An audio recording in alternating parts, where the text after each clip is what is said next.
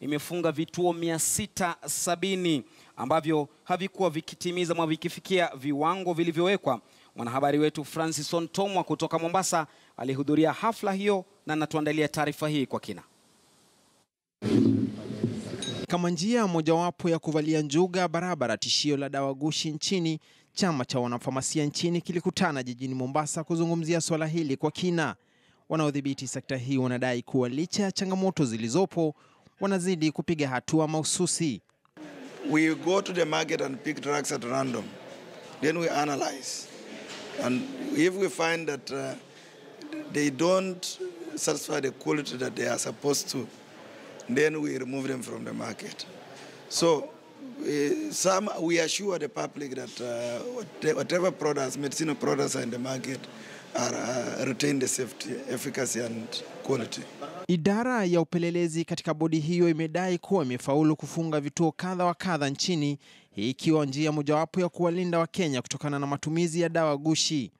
Countrywide we've managed to nap up around 690 illegal premises, and consequently we have also closed around 670, which of course we are now carrying up the follow-up activities to ensure the premises that were closed have maintained the closure.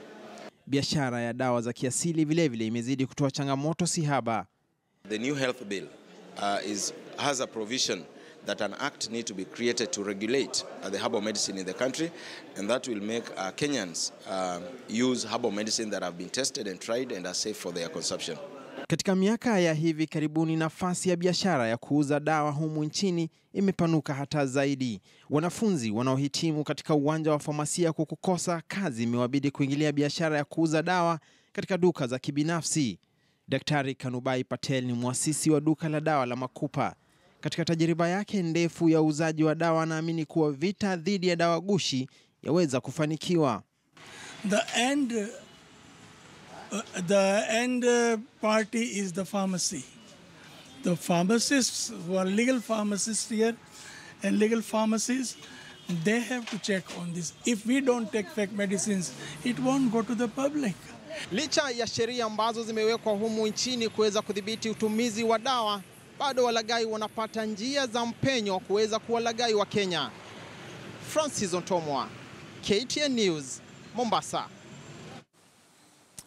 Mtazamaji, kwengineko kwa siku ya pili sasa, wahadhiri wa vyuo vikuu vya umma wameendeleza mgomo wao huku wakisambaratisha masomo katika vyuo hivyo vya umma. Wahadhiri hao wanasisitiza kwamba hawatalegeza kamba hadi mkataba wao wa maelewano